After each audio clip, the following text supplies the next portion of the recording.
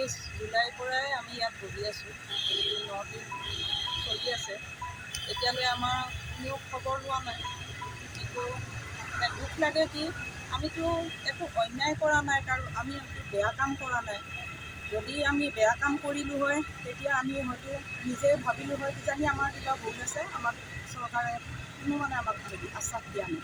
কিন্তু আমি জানাত আজিলৈ আমি বেয়া কাম কৰা নাই, কাৰণ আমি ছাত্ৰ ছাত্ৰীক মানুহ হিচাপে গঢ় দিছোঁ।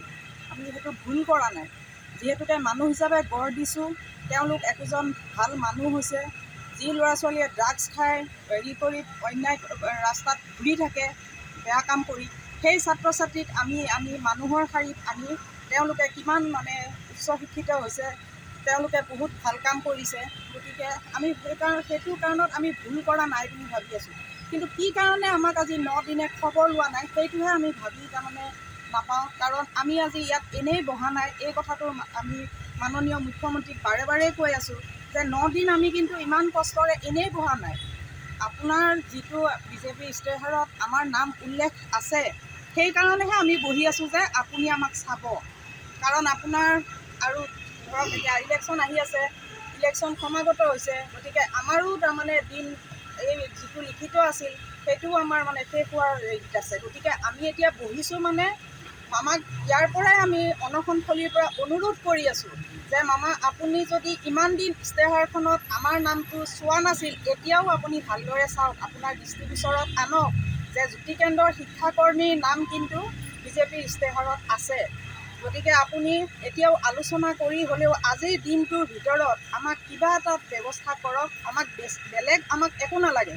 60 বছৰ বয়স হ'লে ৰাখক, মিনিমাম ঘৰ এখন চলিব পৰাকৈ আমাক এটা পাৰিশ্ৰমিক দিয়ক। আমি সেইখিনি বিচাৰিয়ে মামাক ইয়াৰ পৰা অনুৰোধ কৰি আছোঁ বাৰে বাৰে। অনুৰোধ কৰি এতিয়া তাৰমানে দুখ লগা অৱস্থা হৈছে, যিহেতুকে আমাৰ সভানেত্ৰী বাইদেউ অনশনত বহি আছে আজি 9 দিন। তেখেতেতো একো নোখোৱাকৈ বহি আছে এই গৰমত, আৰু তাতে আকৌ তেওঁ এগৰাকী মহিলাক কিন্তু মামাই বহুত প্ৰাধান্য দিয়ে। মাননীয় মুখ্যমন্ত্ৰী ডাঙৰীয়াক মই এইটো কৈ আছোঁ যে আপুনি মহিলা বুলি ক'লে বহুত উচ্চ আসনত ৰাখিছে। আমিও মহিলা, আমাৰ পুৰুষ খুব কম আছে। গতিকে এই মহিলাখিনিক আপুনি কিয় চোৱা নাই? মহিলাখিনিক চাওক, মহিলাখিনিৰ কাৰণে ভাবক। আৰু এটা পৰিয়াল চলিবলৈ কি লাগে আপুনি গোটেইখিনি জানে। যিহেতুকে এতিয়া ইমানেই বস্তুৰ দাম, আমাক যিখিনি পাৰিশ্ৰমিক দিছে এইখিনি দি আমি তাৰমানে সংসাৰ চলাব নোৱাৰোঁ। আমাৰ ল'ৰা ছোৱালীক আমি ভাল বস্তু একো দিব পৰা নাই। সেইকাৰণে আমি এতিয়া ইয়াত বহি আছোঁ। এতিয়াও মামাই আমাক চাব বুলিয়ে আমি আমাৰ আশাত আমি আছোঁৱেই তাৰমানে যে মামাই আমাক চাব। কাৰণ ইস্তাহাৰখনত আমাৰ নাম উল্লেখিত আছে। আমাক 60 বছৰলৈ ৰাখিব, মিনিমাম এটা পাৰিশ্ৰমিক দিব, আমি সংসাৰখন চলাই নিব পাৰিম। তাৰমানে এই আশা কৰিয়ে আমি বহি আছোঁ। আৰু যেতিয়ালৈ আমাৰ খবৰ নলয় তেতিয়ালৈ কিন্তু আমি ইয়াৰ পৰা উঠিম। আজি আমাৰ কাৰ্যসূচী আমৰণ অনশন 9 দিনত ঘূৰি দিছে। অসম চৰকাৰৰ বৰমূৰীয়াসকল শুই আছে। আমি আজি শিক্ষক আজি ৰাজপথত ধৰ্ণাথলীত বহি আছোঁ। পুৰুষ মহিলাসকলে আমি আজি 9 দিন ধৰি ইয়াত কাৰ্যসূচী গ্ৰহণ কৰিছোঁ। তেওঁলোকৰ কোনো ধৰণৰ ব্যৱস্থা গ্ৰহণ কৰা নাই। আপোনালোকে নিজে চাইছে আমাৰ সভানেত্ৰী বাইদেউ আজি 9 দিন ধৰি আমৰণ অনশনত আছে। তেখেতৰ লগত বাকী কেইগৰাকীমান বাইদেউ অসুস্থ হৈ পৰি আছে। গতিকে আমিতো এনে বিচাৰি অহা নাই ইয়াতে। তেওঁলোকে বিভিন্ন সময়ত বিভিন্ন সভা সমিতিত, বিভিন্ন মেল মিটিঙত, তেওঁলোকৰ বিভিন্ন আৱাসগৃহত, বিভিন্ন কাৰ্যালয়ত আলোচনা মৰ্মে বিজেপি চৰকাৰৰ নিৰ্বাচনী কমিটিৰ আলোচনা মৰ্মে তেওঁলোকে নিৰ্বাচনী ইস্তাহাৰত আনিছিল 23 নম্বৰ দফাত 2016-25 নিৰ্বাচনী ইস্তাহাৰত যে অসমত বিজেপি চৰকাৰ আহিলে শিক্ষাকৰ্মীসকলৰ চাকৰি চেটেল কৰাৰ ক্ষেত্ৰত টপ প্ৰায়ৰিটি দিয়া হ'ব। কিন্তু এই টপ প্ৰায়ৰিটিটো কিয় এতিয়ালৈকে কাৰ্যকৰী নহ'ল? এইটো প্ৰতিবাদতে আমি ইয়াতে বহিছোঁ। তেওঁলোকে নাহে, তেওঁলোকৰ কথা এইটো, কিন্তু আমাৰ কাৰ্যসূচী চলি থাকিব।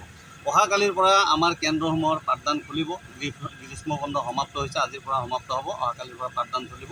আমাৰ পাঠদানৰ পৰা আমাৰ কৰ্মীসকলৰ কৰ্মবিৰতি আমি ঘোষণা কৰি দিছোঁ। গতিকে তেওঁলোকে এই ছাত্ৰ ছাত্ৰীসকলৰ দায়িত্ব ল'ব লাগিব।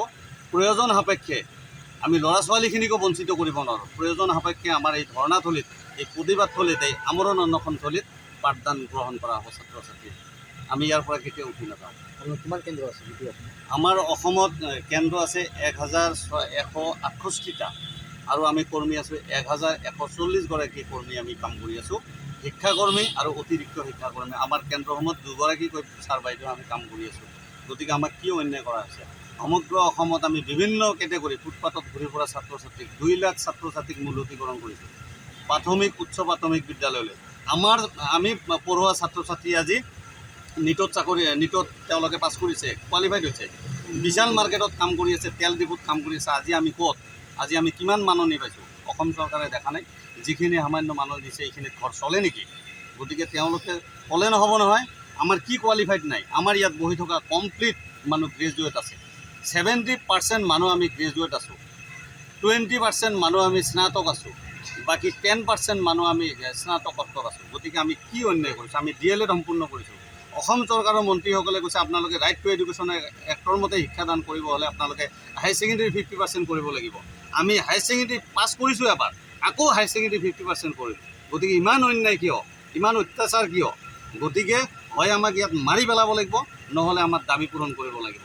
দাবী পূৰণ নোহোৱালৈকে যিমান দিন আপোনালোকে ইয়াত নাহে, আলোচনা নকৰে, যিমান দিন ৰাখিব পাৰে ৰাখক, আমিও ইয়াত আছোঁ। যিকোনো খবৰৰ বাবে যোগাযোগ কৰক 7099017330 লগতে 7099017110 নম্বৰত।